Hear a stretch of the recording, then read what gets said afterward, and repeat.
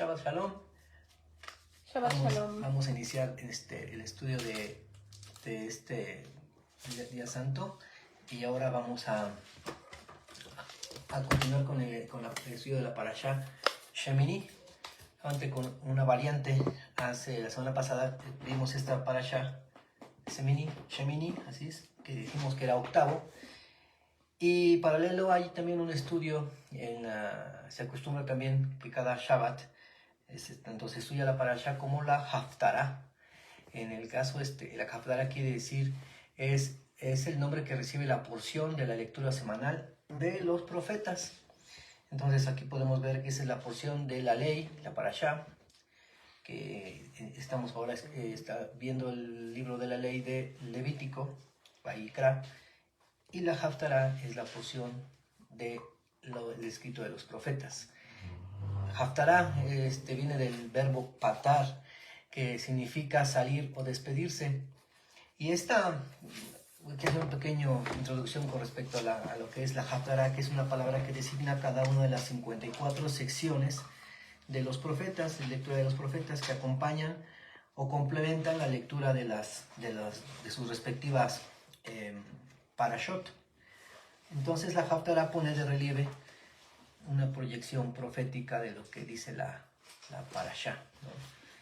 En específico hay tres puntos de los que habla una Haftará. Y una Haftará ya puede tomar en cuenta un nombre o término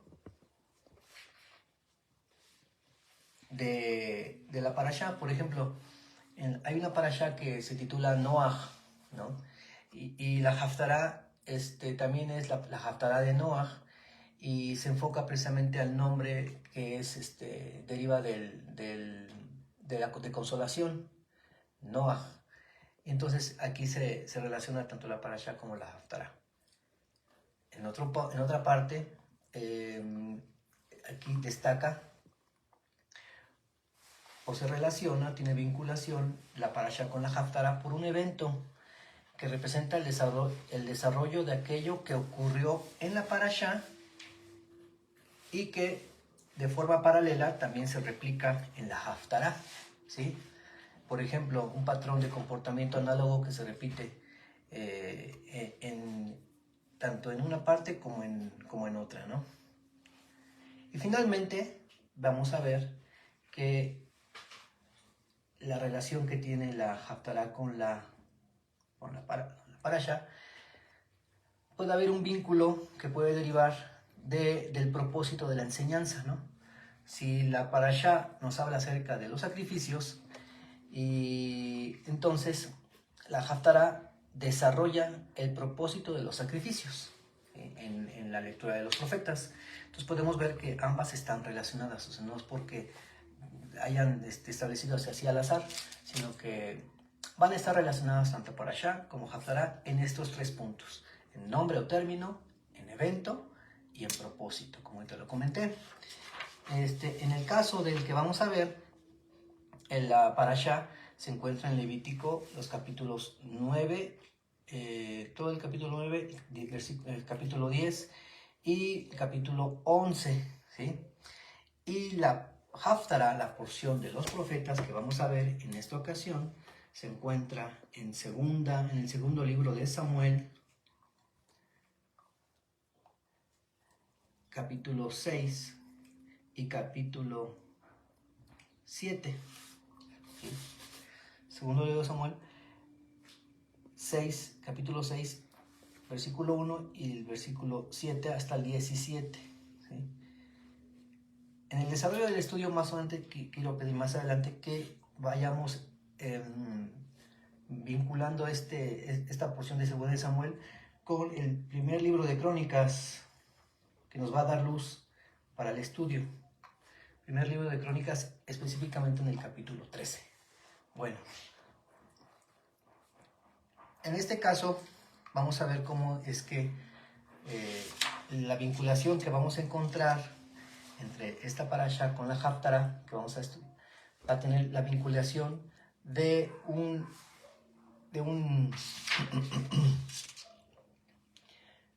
de un evento. Es decir, algo que se vio en la parasha se va a replicar en la Haftará como evento. Y va a tener un paralelo. Que en la mayoría de las veces en la Haftará sí se viene replicando como un paralelo. Pero en este caso lo vamos a ver muy marcado cómo se replica tanto en la Haftará como en la parasha. Bueno, en la parasha que vimos la semana pasada, que lleva por título Shemini, que significa octavo, destacan dos temas esenciales: el fuego extraño que presentaron los hijos de Aarón en el altar y la ley de la alimentación. Nos vamos a quedar específicamente con lo que hace al fuego extraño.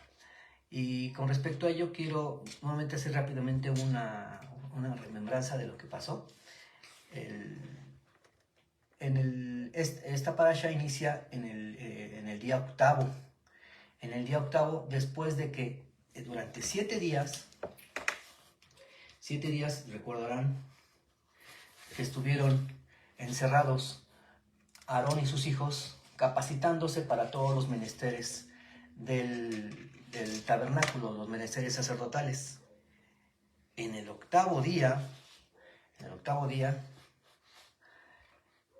tiene que ver la inauguración del templo, del tabernáculo, no del templo. En ese día se realizó la consagración sacerdotal y ahí Moshe instruye a Aarón para que ofrezca sacrificios por sí mismo y por el pueblo de Israel, conforme lo ordenado, ya conforme todas las ordenanzas que ya se le dieron en esos 7 días, para que ya lo llevara a cabo. Se sucede una situación muy, muy espectacular cuando presentan los sacrificios, y en ese momento se manifiesta la gloria del Eterno. En los últimos versículos del capítulo 9, cómo vemos esa consagración, cómo se lleva a cabo esa consagración.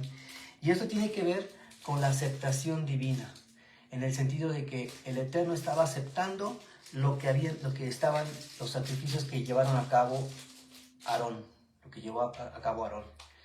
Y dice, hay una parte, recordarán que dice que tanto Moisés como Aarón entraron al tabernáculo, y hace remembranza esta parte a lo que nos dice el Salmo 103. Mirad cuán bueno y delicioso es que habiten los hermanos juntos en armonía. Y ya entraron al santuario, al tabernáculo, bendijeron al pueblo, y la gloria del Eterno se manifestó. ¿Sí? Este marco que vemos de santidad, de aprobación de santidad, de cómo está llevando las cosas como el Eterno lo está diciendo, contrasta con el capítulo 10. ¿Por qué digo que contrasta? Porque ese momento de elevación espiritual que estaba llevando a cabo, todo aceptado por Dios, la gloria del Eterno que se estaba manifestando, este momento de elevación espiritual se ve abruptamente interrumpido por un episodio trágico: la muerte de los hijos de Aarón. Recordarán por qué murieron. Murieron, porque entraron bajo la influencia del vino, entraron borrachos, y cuando entraron al tabernáculo bajo esas influencias, ofrecieron además fuego extraño del que no estaba permitido. Y ese fuego extraño que dijimos en hebreo ofrecieron un Esh Zara. Esh Zara, ¿sí? Fuego extraño. Y este fuego extraño se refiere al hecho de no pertenecer a un grupo reconocido, en específico aquello que está fuera del tabernáculo. Ya había un fuego en el altar que Hashem había hecho descender.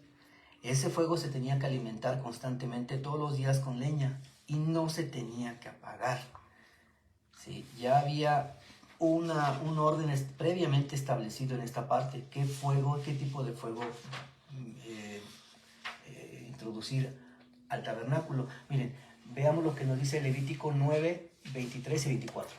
¿Qué nos dice Levítico 9, 23 y 24? Que alguien nos lea. Levítico 9, 23 y 24.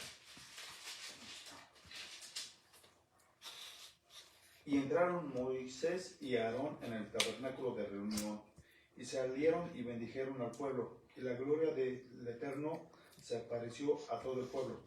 Y salió fuego de delante del Eterno, y consumió el holocausto con las grosuras sobre el altar, y viéndolo todo el pueblo, alabaron y se postraron sobre sus rostros. Amén. Amén. Lo que les comentaba, ese episodio tan sublime de forma espiritual, que la aprobación del Eterno, dice que bajó del fuego. ¿De dónde?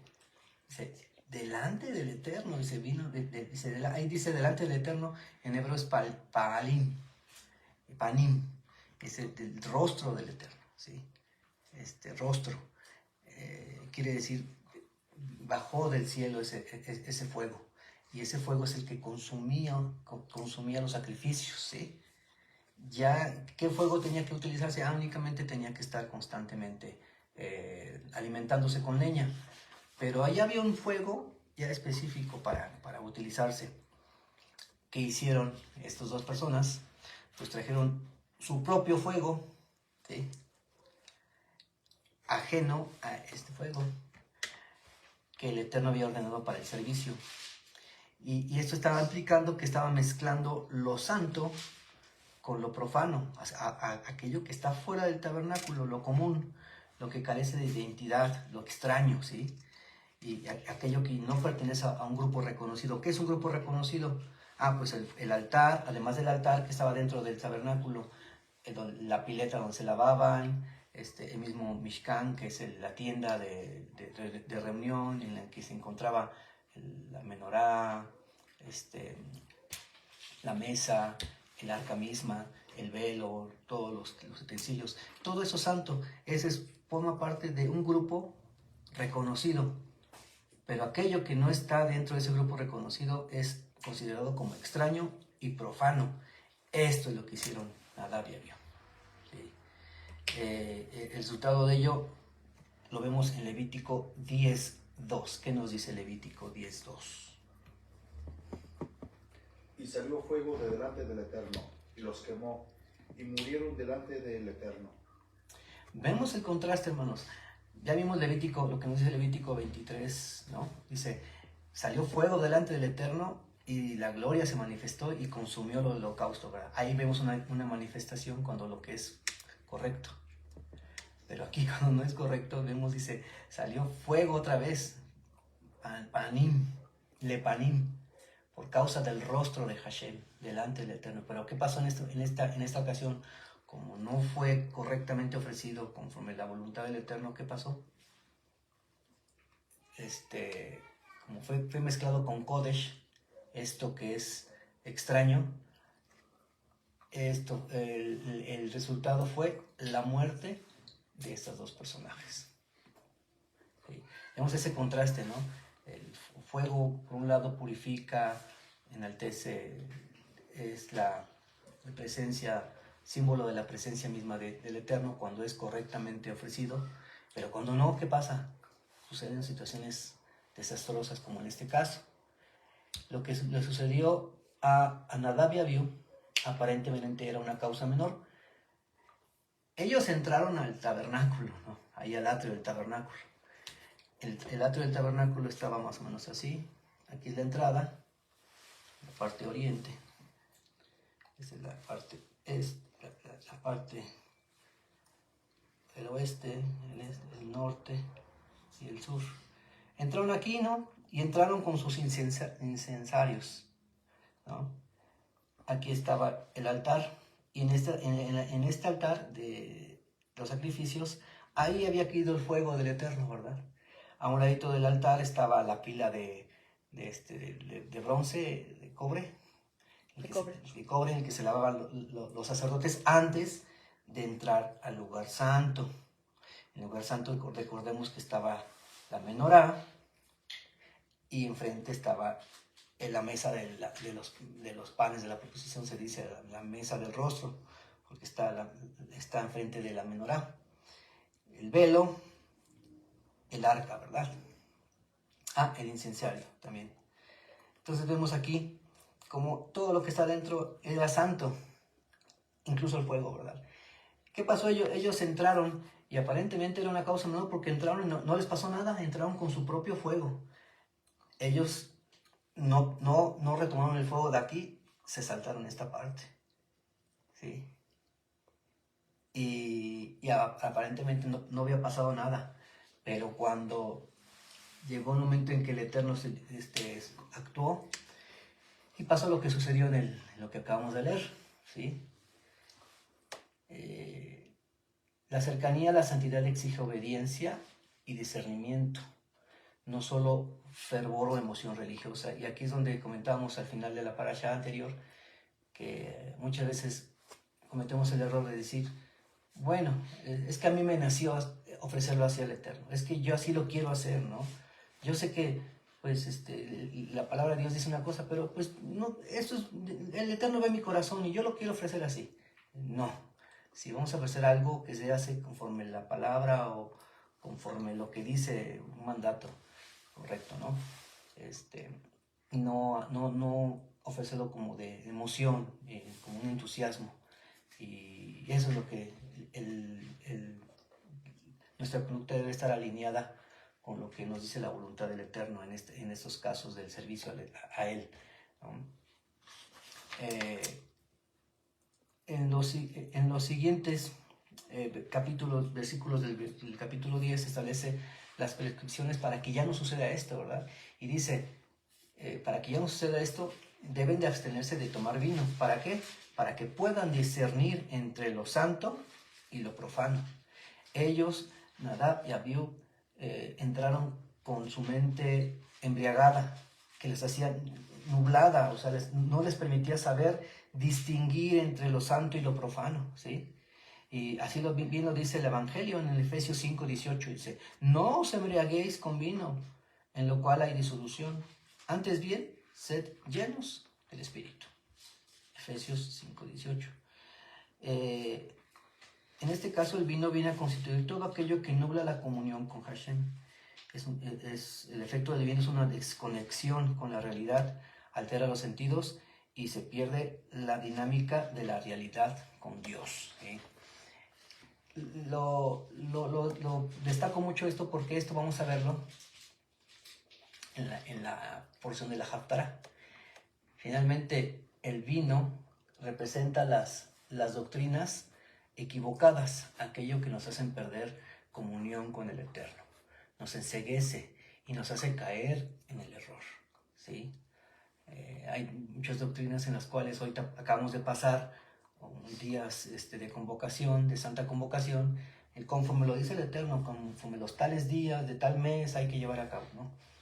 Pero hay otras costumbres en el mundo que ya habíamos visto en días pasados, que es conforme tal día de tal mes y a la tercera semana de un mes en específico, y eso a la gente que no está conforme, alineada conforme a la voluntad del Eterno, hace que la gente se embriague de doctrinas que no son acorde a lo que nos dice la voluntad del Eterno, y entonces su conducta no está alineada a la palabra de Dios, ¿sí? Bueno, después de esto ya, como lo comentamos, lo que pasó con Nadab y Abiú, con la muerte de estos dos personajes y el motivo por el cual murieron, ahora sí vamos a entrar a lo que nos dice la parasha, la Haftarah.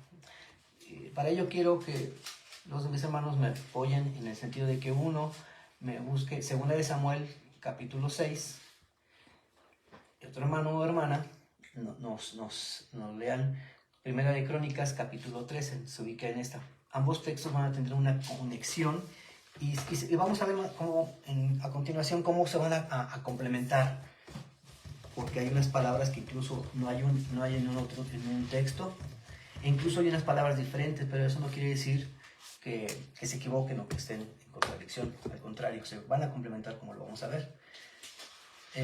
Esto, antes que nada, quiero hacer un contexto de lo que vamos a leer en este capítulo 6 de 2 de Samuel. El contexto es en que David tiene la intención de regresar el arca del testimonio, el arca del pacto a un lugar en específico.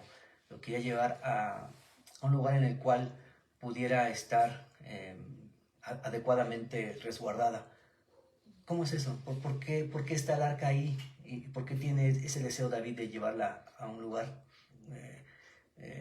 correcto o más adecuado? Porque si leemos en capítulos anteriores, o más bien dicho, en el primer libro de Samuel, sucede que en una ocasión el pueblo de Israel estaba en pelea con los filisteos y llegaron a una guerra con ellos y perdieron, ¿no? Entonces a uno se les ocurrió decir, bueno, ¿y si traemos el arca y vamos a pelear contra los filisteos? Sí, vamos a traer el arca. Mandaron a traer el arca de la alianza.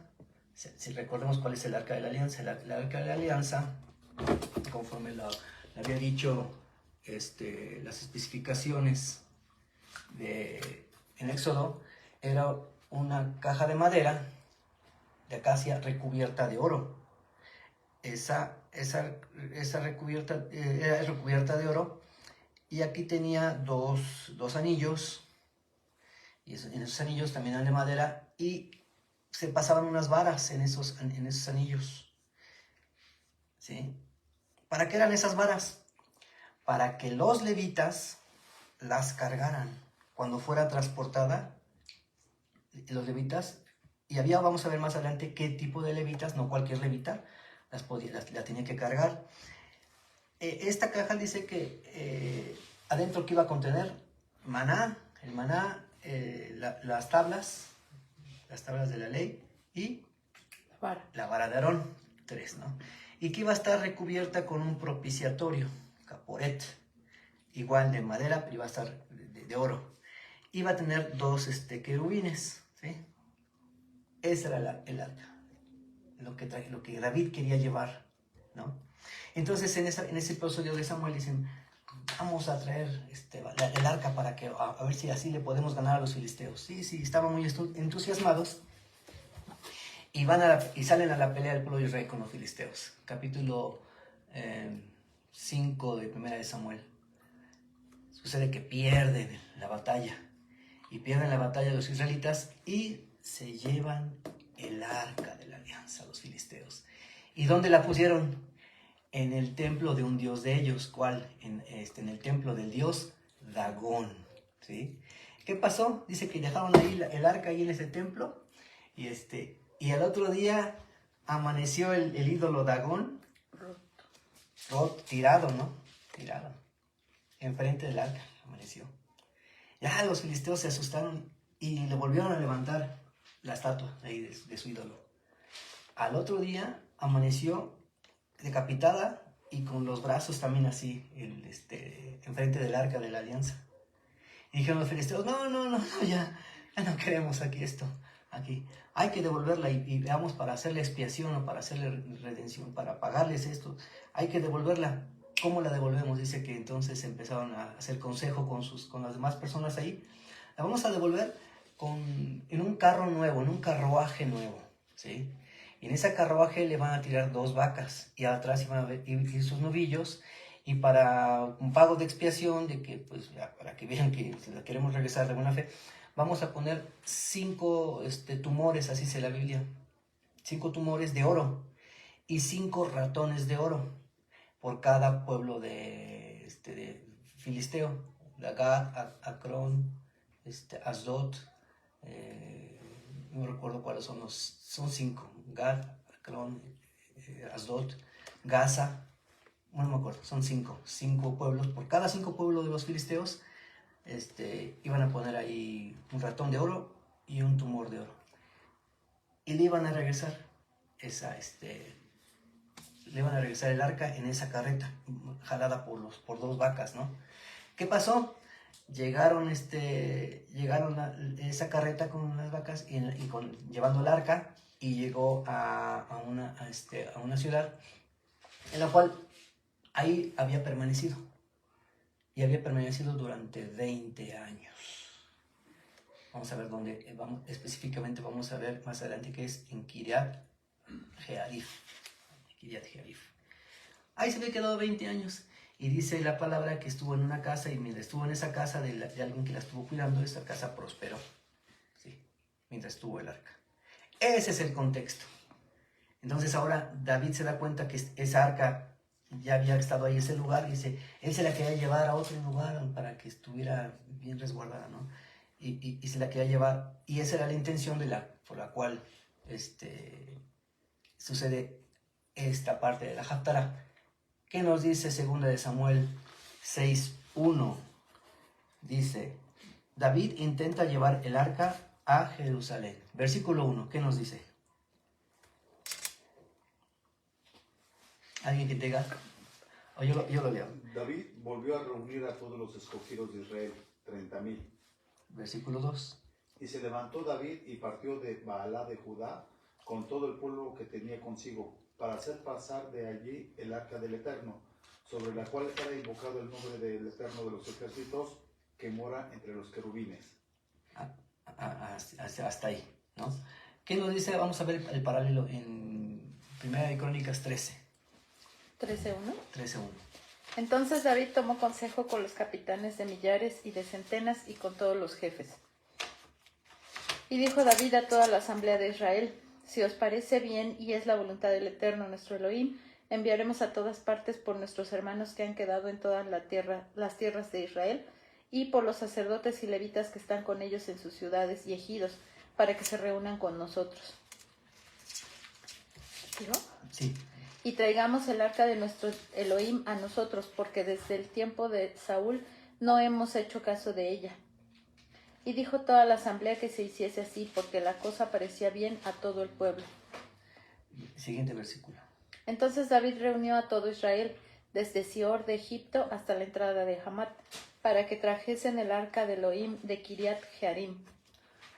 Y subió David con todo Israel a Baalá de Kiriam Jearim, que está en Judá, para pasar de allí el arca del Eterno Elohim que mora entre los querubines, sobre la cual su nombre es invocado. Amén.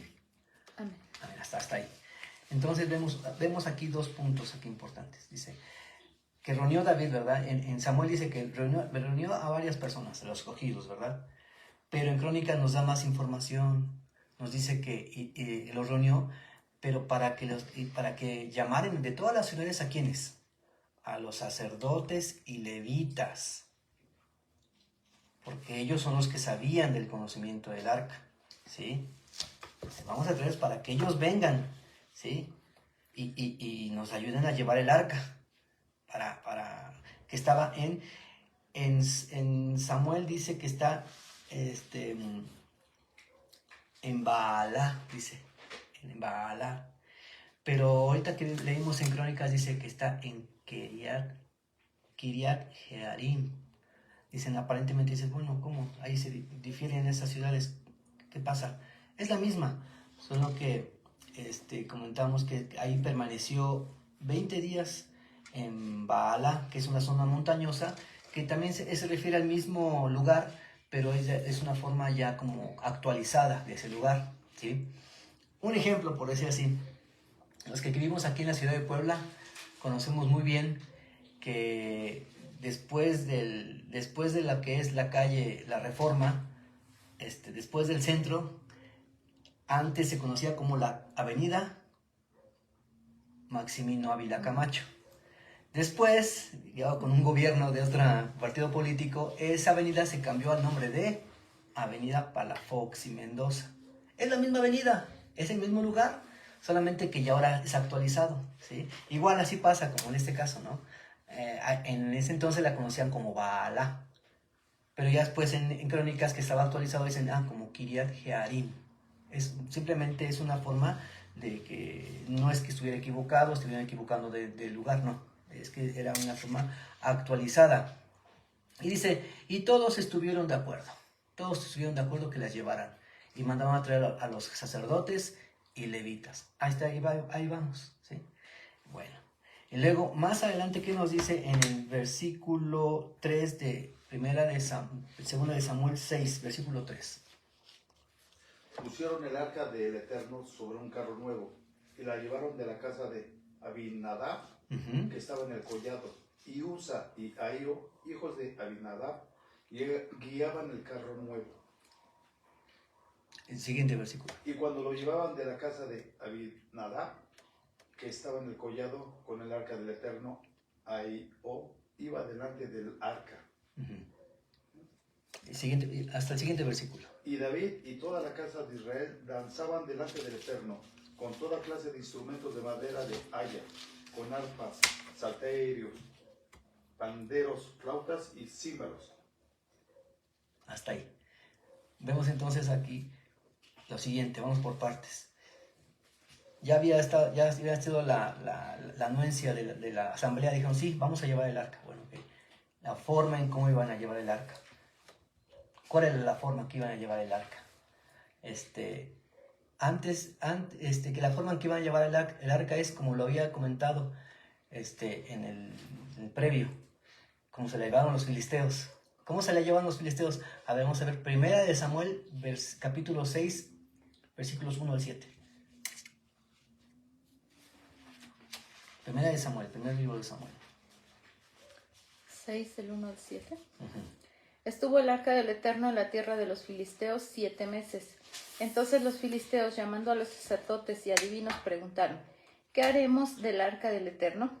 Hacednos saber de qué manera la hemos de volver a enviar a su lugar. Ellos dijeron, si enviáis el arca del Eterno de Israel, no la enviéis vacía, sino pagadle la expiación. Entonces seréis sanos, y conoceréis por qué no se apartó de vosotros su mano. Y ellos dijeron, ¿y qué será la expiación que le pagaremos? Ellos respondieron, conforme al número de los príncipes de los filisteos, 5 tumores de oro y 5 ratones de oro, porque una misma plaga ha afligido a todos vosotros y a vuestros príncipes. Haréis pues figuras de vuestros tumores y de vuestros ratones que destruyen la tierra, y daréis gloria al Dios de Israel. Quizá aliviará su mano de sobre vosotros y de sobre vuestros dioses, y de sobre vuestra tierra. ¿Por qué endurecéis vuestro corazón? Como los egipcios de Faraón endurecieron su corazón. Después que los había tratado así, ¿no los dejaron ir y se fueron? Haced pues ahora un carro nuevo, y tomad luego 2 vacas que críen, a las cuales no haya sido puesto yugo, y uncid las vacas al carro, y haced volver sus becerros de detrás de ellas a casa. ¿Cómo entonces llevaron el arca? ¿Cómo devolvieron los filisteos el arca de la alianza? En un carruaje, ¿verdad? Un carro nuevo, con 2 vacas, ¿sí? Y sus becerros atrás, ¿no? Y aparte les pusieron unos tumores de oro y la verdad no sé qué se refiere a tumores, y unos ratones, ¿no? Yo me imagino como unos ídolos, ¿no? Debe ser así. Así era la forma en cómo los filisteos devolvieron el arca. Pero ¿cuál era la forma que había prescrito Dios para llevar el arca? Éxodo, capítulo 25, versículos 10 y 15. Yo lo voy a leer, dice, harán también un arca de madera de acacia, cuya longitud será de 6 codos y medio, su anchura de codo y medio y su altura de codo y medio. Y la cubrirán de oro puro por dentro y por fuera, y harás sobre ella una cortiza de oro alrededor. Fundirás para ella 4 anillos de oro que pondrás en sus 4 esquinas, 2 anillos a un lado de ella y 2 al otro lado. Se le van a poner también los anillos. Harás 5, claro. Harás unas varas de madera de acacia, las cuales cubrirás de oro, y meterás las varas por los anillos de los lados del arca, para llevar el arca con ellas. Las varas quedarán en los anillos del arca, no se quitarán de ella. ¿Sí? Y miren qué nos dice más adelante, Números capítulo 3, 27, y si me gustaría que me ayudaran. Números capítulo 3, versículos 27 y 31.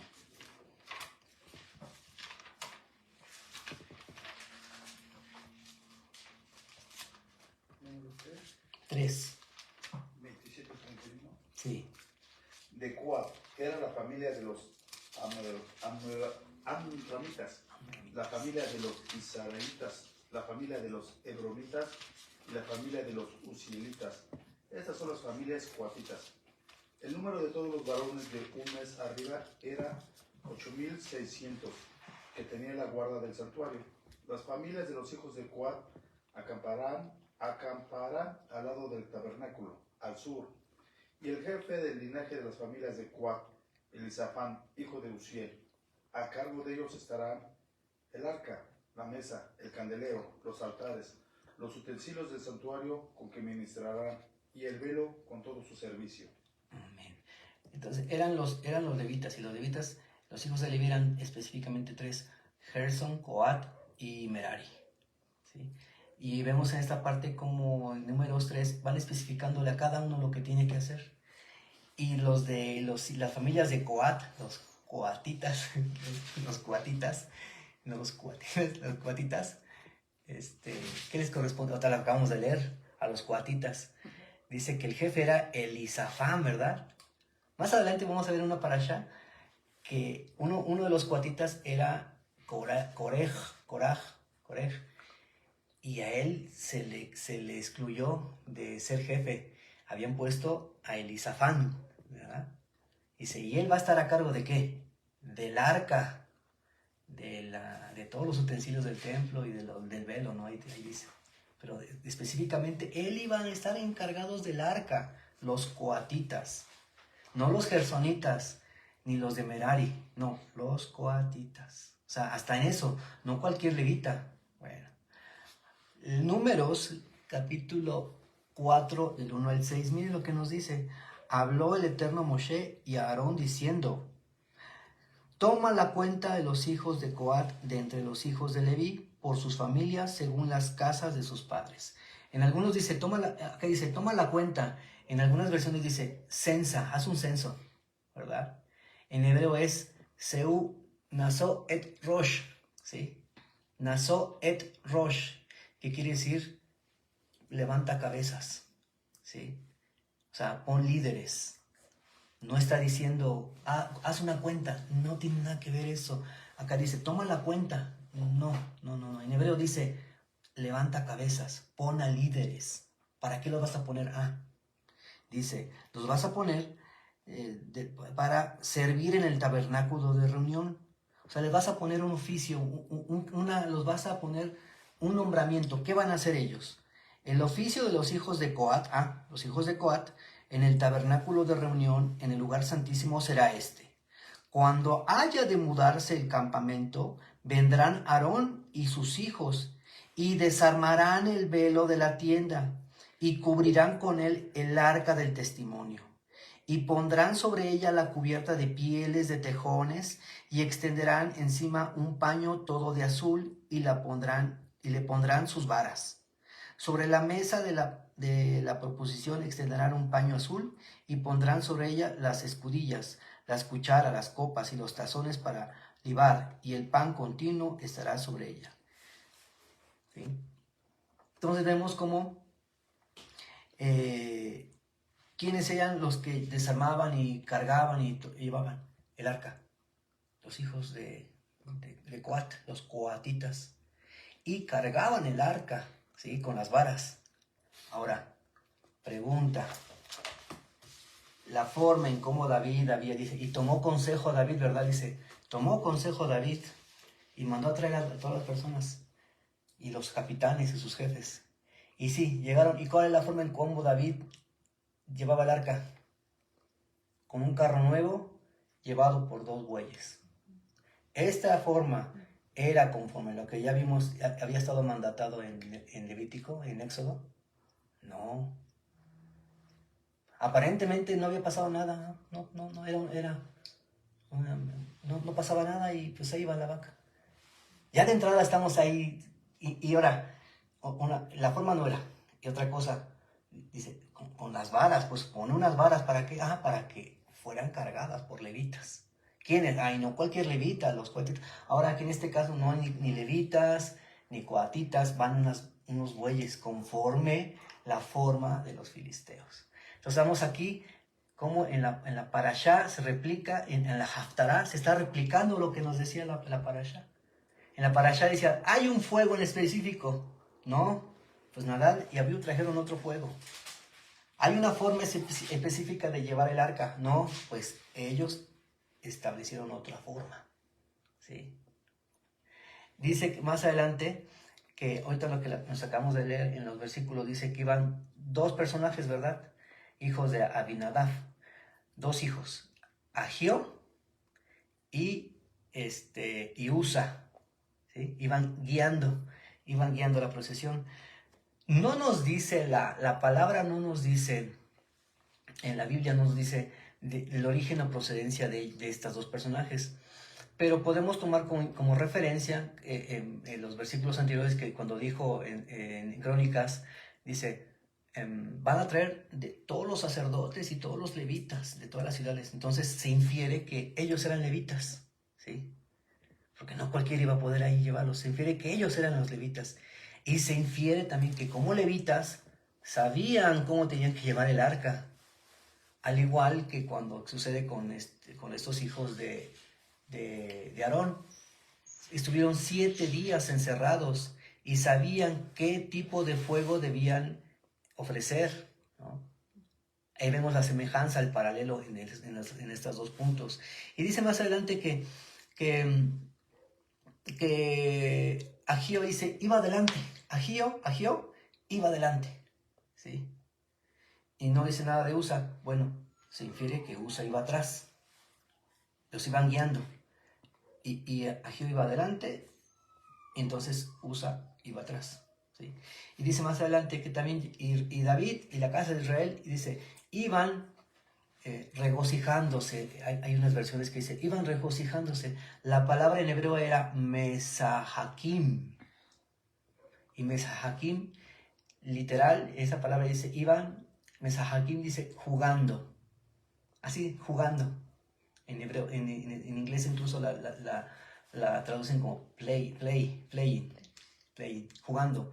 Más bien dicho, iban, en otras versiones dicen, iban danzando. Más bien dicho, iban disfrutando el momento, iban regocijándose, divirtiéndose, iban ahí en la procesión, ¿sí? Lo que yo llamo una procesión, en el protocolo ese de traslado del arca. Y dice, acá yo sí quiero también destacar esto, ¿no? Dice, y llevaban instrumentos de madera de haya, ¿verdad? Ahí leímos, de madera de haya. Lo quiero destacar porque, bueno, ahorita no tiene así un sentido, pero acá siempre nos hemos distinguido por ver lo que nos dice el hebreo, no es por la traducción. La traducción en castellano dice, por toda clase de instrumentos de madera de haya. En hebreo dice, Bekol atze beroboshim, en todo árbol de ciprés, así dice la frase, en todo árbol de ciprés. No dice instrumentos, nomás dice, iba adelante con todo árbol de ciprés. Algunos comentaristas sugieren que en realidad lo que estaba pasando era que un ciprés era un árbol largo. Algunos dicen que era una avenida de cipreses. Y entonces eso daba como gallardía, ¿no? Como un momento festivo, ¿no? Ahí va la procesión. Otros dicen que en realidad lo que pasó era que llevaban ramas de cipreses, así, y la llevaban así, era una valla, ¿no? Como para que denotara el gozo, ¿no? La algarabía, ¿no? Ahí va el carro con el arca. Y ya después dice, e instrumentos como el arpa, y todo eso, ¿no? Pero aquí dice con todo árbol de ciprés, y entonces no es lo mismo que es un instrumento de madera, no, dice, la palabra en hebreo dice con todo árbol de ciprés, y esto porque más adelante vamos a ver también en las expresiones en hebreo que distan mucho de lo que en castellano se traduce, ¿sí? Y nos va a cambiar totalmente de lo que comúnmente en la interpretación, quiero así llamarlo así, la interpretación cristiana en las iglesias han dado acerca de lo que le pasó a Usa, ¿sí? Dice, entonces previamente ya sabían cómo tenían previamente establecido cómo iban a trasladar el arca de la alianza. Y lo estaban trasladando de una forma incorrecta. Segunda observación. Bueno, sí, esa segunda observación es con respecto a de que Usa y Agio eran levitas, ¿no? Porque como si bien no especificaban, no hay un texto así que diga textual, expresamente, y eran levitas, ¿no? No, pero sí dice una referencia que dice que mandaron a traer de sacerdotes y levitas, y pues los que estaban ahí no podían haber sido de otras, sino levitas, porque sí los había mandado a traer David. Tercera observación. Ahora sí viene otra cuestión importante. Aparentemente, cuando les comentaba, cuando entraron los hijos de Aarón, no había pasado nada. Ellos entraron con su incensario y no murieron luego en la entrada, ¿verdad? Entraron y no, al parecer no pasaba nada. Iban con su incensario, ¿no? Y aquí esas personas iba la procesión, ahí va la procesión, y iba marchando, entre comillas, correctamente el protocolo de traslado. Llegaron a un lugar que se denomina a una era. ¿Qué es una era? Era, bueno, salsito de chueco. Una era un espacio, un espacio, ahora sí, circular, un espacio de terreno circular. Por lo regular se utilizaba que estuviera en una zona alta. Yo recuerdo en un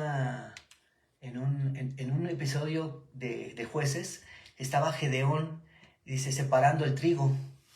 Pero Gedeón, como dicen los versículos anteriores, estaba separando el trigo, pero dice que llegaban los madianitas y les robaban el trigo a los israelitas.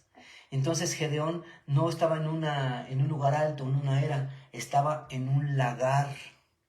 Y un lagar es donde aprieta las uvas, es un lagar. Ajá. No era una era, una era es un lugar alto y plano, ¿sí? Y Gedeón estaba escondido en un lagar, porque dice que se lo robaban los madianitas. No, una era un lugar así alto. ¿Por qué? ¿Por qué era alto?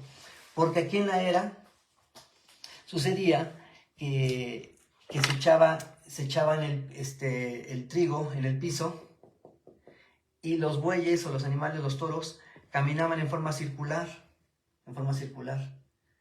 Y ellos daban vuelta moliendo el grano. Y la pajilla, y se trillaban. ¿Saben qué es trillar? Dice, trillaban el trigo, los granos. Trillar era romper la cáscara dura del trigo, y para que salgan únicamente la semillita. Entonces ya la basurita que quedaba era lo que se separaba, ¿no? Y esa pajilla o basurita se mandaba al centro, y en el centro de este lugar había un horno, un fuego, ¿sí? Eso tiene connotaciones que incluso en el Evangelio así lo refiere, que el Señor Jesús el Señor Yeshua es el aventador, la persona que va separando la semilla buena de la paja, y lo que no es, ¿a dónde la avienta? Al fuego. El fuego, ya habíamos dicho que representa juicio, ¿sí? Entonces dice, miren lo que nos dice Mateo 3, 11 al 12. Mateo 3, 11 al 12.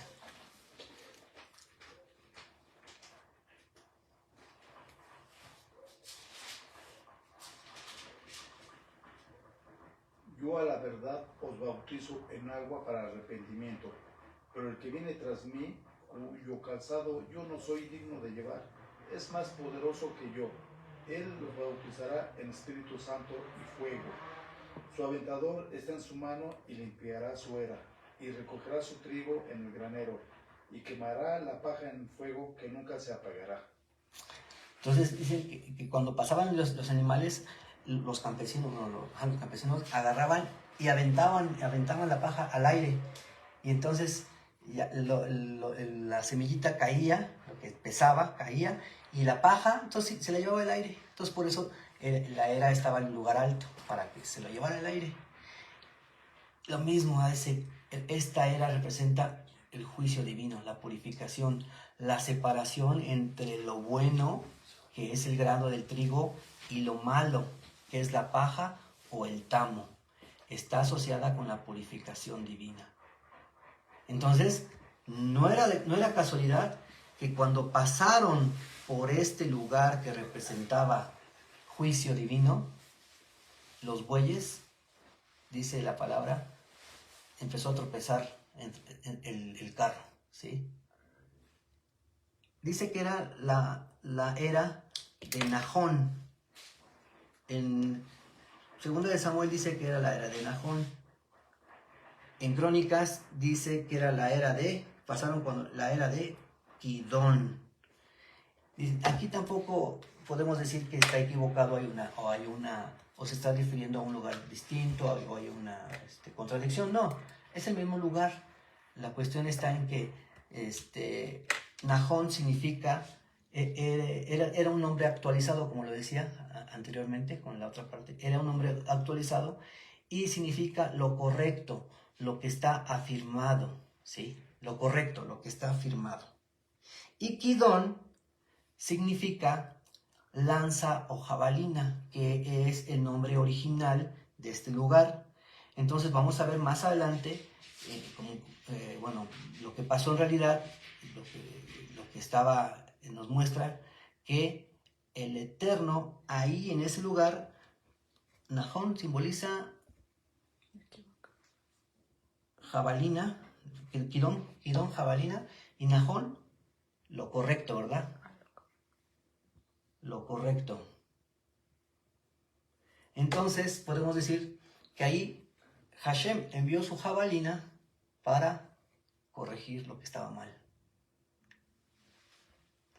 Era un lugar de juicio, de separación. A ver, eso está mal. Y mandó su juicio, ¿no? Y mandó como... ¿Y por qué en jabalina? Bueno, ahorita lo vamos a ver. Bueno, cuarta observación, ¿sí? Y aquí viene el punto medular de la explicación. 2 de Samuel 6:6 nos dice así, 2 de Samuel 6:6. Cuando llegaron a la era de Nahón, Usa extendió su mano al arca del Eterno y la sostuvo, porque los bueyes tropezaban. Amén. Miren lo que nos dice Primera de Crónicas 13:9. Pero cuando llegaron a la era de Kidón, como dice Nahón, dice de Kidón, Usa extendió su mano al arca para sostenerla, porque los bueyes tropezaban. Aquí vamos a ver, a diferencia en español, dice, Usa extendió su mano, ¿verdad? En los dos versículos, tanto en Samuel como en Primera de Crónicas, dice, extendió su mano, ¿verdad? Pero, en este caso, vemos que en hebreo no dice las mismas palabras, ¿sí? No dice las mismas palabras, pero lo traducen como lo mismo, como que extendió su mano. En Primera de Samuel dice, Vayahosetz Bob. Dice, tocó o agarró. Tocó o agarró Usa. Tocó, agarró Usa. Y Bob quiere decir dentro. Acá no dice mano. Acá no está la palabra yad, que en hebreo es mano. Acá nomás dice vayahoset, ¿no? Es como decir, pisó, pues de modo que pise con la mano, ¿no? Pisó con el pie, ¿no? Agarró, pues agarró con la mano. Se entiende que es con la mano. Entonces dice, agarró dentro. Una primera explicación es que lo que le pasó a Usa es que como se empezaron a tambalear los bueyes, a tropezar, sucedió una situación en la que Usa aprovechó esa situación para meter su mano en el arca. A diferencia de lo que nos dice en español, que la sostuvo para que no se cayera, para cacharla, para que no se cayera. No, dice en hebreo, extendió su mano, la tocó adentro. O sea, quiso meter su mano adentro del arca. De entrada, eso es una cuestión impropia No tenía que meter su mano, él únicamente tenía que cargar. Dice, en Números dice, ellos se van a encargar de cargar, de cargar, y porque los hijos de Aarón eran los encargados de ya acomodar las cosas, y los levitas ya no más cargaban. Ellos no tenían que tocar nada. ¿Qué tenía Usa que meter la mano? De entrada. Punto número 1. 2. También en Crónicas está otra palabra, o más dicho, el mismo verso, pero dice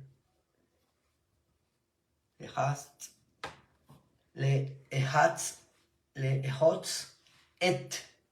Igual, agarró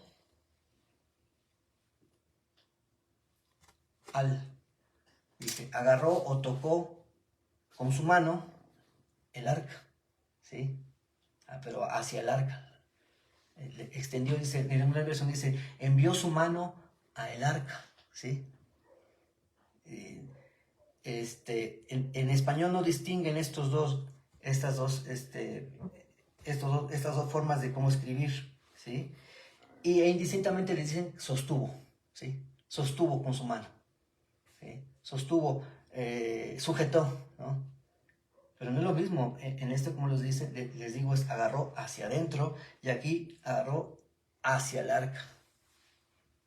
Segundo punto. Y aquí donde va la frase en la cual está, creo que la clave también de cómo entender de otra forma este pasaje. Dice, ¿por qué él agarró? ¿Por qué agarró el arco? ¿Qué hizo que motivara que extendiera su mano, que enviara su mano, ya sea adentro o hacia el arca? En hebreo dice, ¿cómo dice en español? ¿Por qué qué?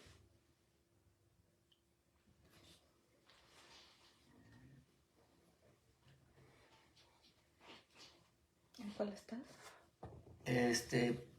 Segunda de Samuel 6:6. Cuando llegaron al arca de Usa, extendió su mano al arca de Dios y la sostuvo porque los bueyes tropezaban. ¿Por qué? Porque los bueyes, porque dice en español, porque aquí Shametú lo traducen como tropezaban. Jabacar, los bueyes. Porque tropezaban los bueyes, dice en español. Así lo tradujeron en el castellano. En hebreo es Shametú, viene del verbo shamat. Y shamat deriva de esa palabra deriva la palabra Shemitah. ¿Recuerdan lo que es Shemitah? En Levítico 25, del 3 al 6, dice que durante 6 años la tierra van a estar trabajando la tierra. ¿Qué iba a pasar en el séptimo año? Dile. En el séptimo año iba a descansar. Se iba a descansar la tierra. Descansar. Y luego así van a ser 7 periodos, ¿no? Iba a descansar. Ya en el año 50 es jubileo. Yobel. Pero en cada 7 años iba a descansar, dice, iba a ser una prueba de fe, de confianza en Dios, por así decirlo. Porque dice, en el séptimo año no vas a cosechar. Y tan es así que en el octavo, vas a comer de lo que hubo en el sexto. Incluso cuando vuelvas a sembrar vas a seguir comiendo de la cosecha vieja. O sea, el Eterno va a proveer, ¿sí? Tú ten confianza en el Eterno, pero deja de sembrar. ¿Y qué quieres? Entonces, esto tiene que ver con el detenimiento de las labores. Renunciar totalmente a cultivar. Era un descanso. Entonces, esto tiene que ver con un descanso, Shemitah, de la tierra, detenimiento.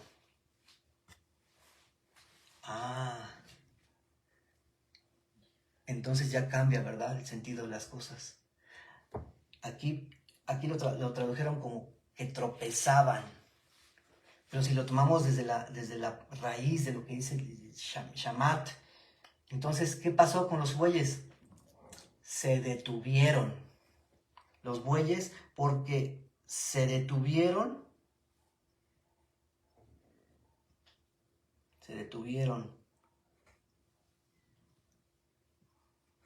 Porque los bueyes se detuvieron. Y lo que adquiere relevancia más por el lugar donde estaban pasando. ¿En dónde estaban pasando los bueyes? En una era, ¿no? Y una era, como ya habíamos dicho, era un lugar de trabajo.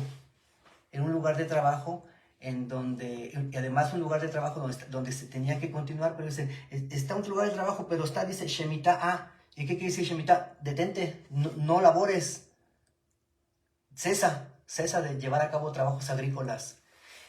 ¿Qué simbólico es esto, no?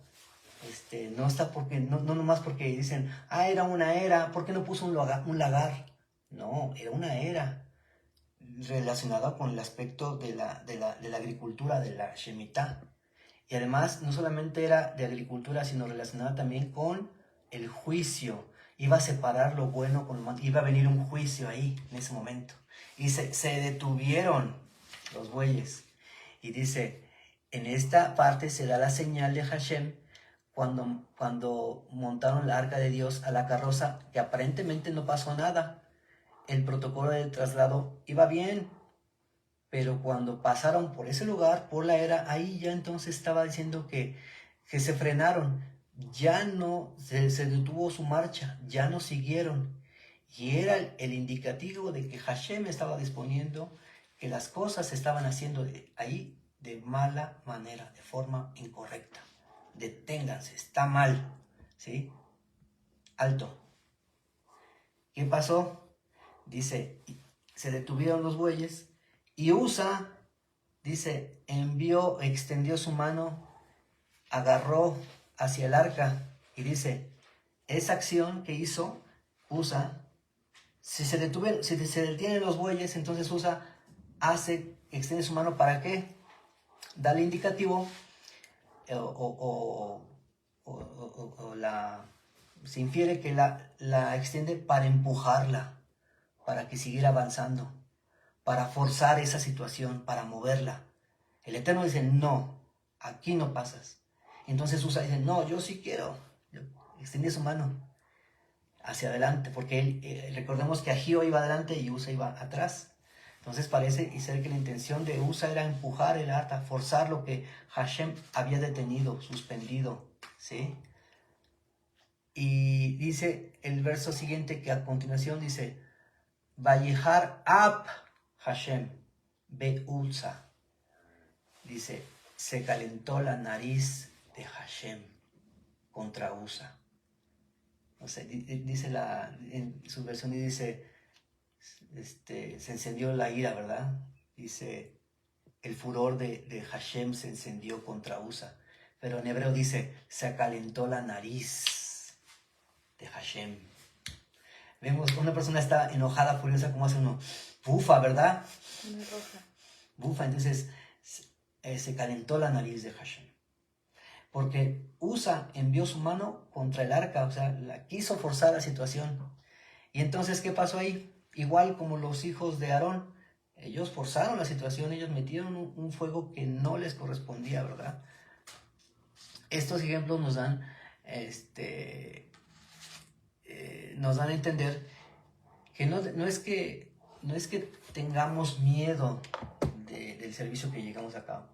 Es que si hacemos esto, el Señor nos va a matar como a Usa o a... No es eso, no va en ese sentido, sino para analizar qué había detrás de esas personas. En el caso de los hijos de Aarón, ya habíamos dicho, estaban borrachos, estaba nublada su vista, no veían bien, tenían una situación distorsionada de la realidad y entonces llevaron a cabo algo incorrecto, no respetaban las formas. Y en el caso de Usa, no respetó la forma también. En lugar de llevar el arca cargada con unas varas, no, se llevó en un carruaje jalado por bueyes.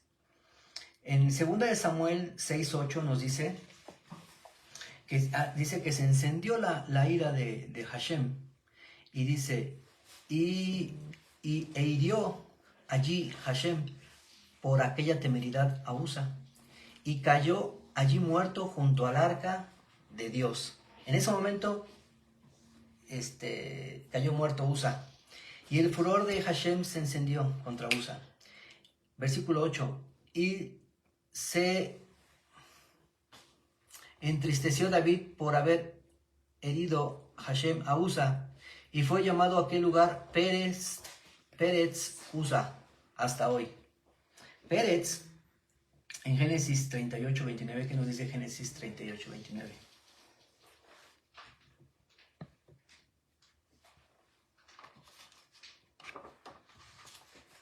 ¿38? ¿29? 29.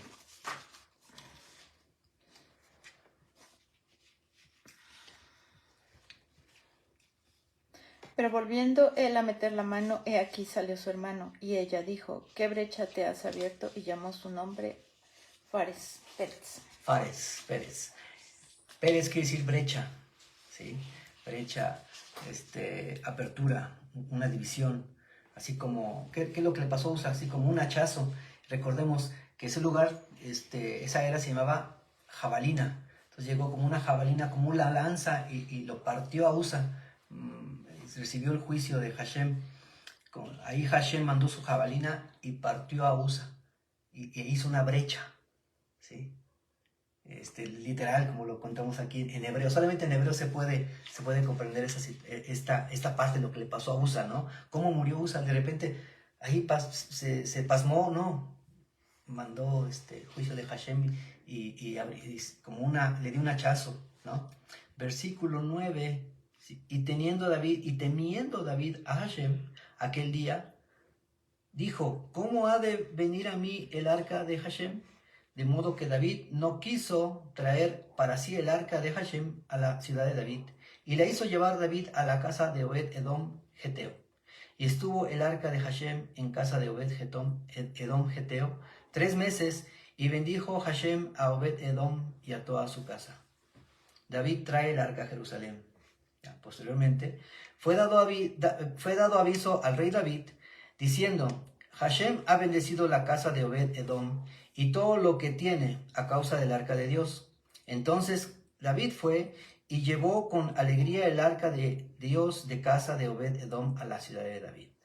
Y cuando los que llevaban el arca de Dios habían andado 6 pasos, él sacrificó un buey y un carnero engordado. Dice, cuando los que llevaban el arca de Dios, se infiere que eran los levitas, ¿sí? Ahora sí ya está llevando correctamente, ya no dicen, y el arca la llevaban unos en un carro con unos bueyes, no, los que la llevaban, ¿verdad? Los que la llevaban cargando. Dice que caminaban 6 pasos y iban haciendo un sacrificio. Y continúa diciendo, ¿verdad? Y dice, versículo 16, cuando el arca de Hashem llegó a la ciudad de David, aconteció que Mical, hija de Saúl, miró desde la ventana y vio al rey David que saltaba y danzaba delante de Hashem, y le menospreció. Y metieron pues el arca de Hashem y la pusieron en un lugar en medio de una tienda que David la había levantado, y sacrificó David holocaustos y ofrendas de paz delante de Hashem. Y cuando David había acabado de ofrecer los holocaustos y ofrendas de paz, bendijo al pueblo en el nombre de Hashem de los ejércitos, Hashem Sabaoth, y repartió a todo el pueblo y toda la multitud de Israel, así hombres como mujeres, a cada uno un pan y un pedazo de carne y una torta de pasas, y se fue todo el pueblo, cada uno a su casa. ¿Hubo juicio? ¿Pasó algo malo acá? No, porque se llevaron las cosas conforme Dios ya lo había prescrito. Entonces, ¿cuál es la enseñanza de esta Haftarah relacionada con la Parashá? La enseñanza consiste en que si algo se detiene porque se encuentra en contravención a las Escrituras, no debemos insistir o afanarnos en tratar de mover lo detenido, ¿sí?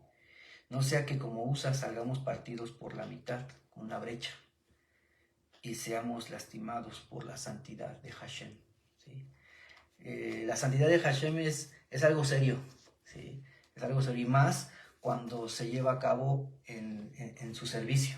Entonces, hay que ser muy cuidadosos en todo lo que hacemos al servicio de Hashem, de nuestro Dios, que todo lo que hagamos sea conforme a su palabra, que no sea producto de nuestra emoción, de nuestra intención. Es que yo lo quiero hacer así, yo quiero hacer tal cosa. No, que lo que hagamos sea conforme a su palabra, y que para lo que le pasó a Usa quede de testimonio para nosotros de lo que Hashem nos pide que llevemos a cabo conforme a su palabra y en su santidad. Esta es la Haftarah, la enseñanza de la Haftarah de esta tarde. Que bendiga su palabra.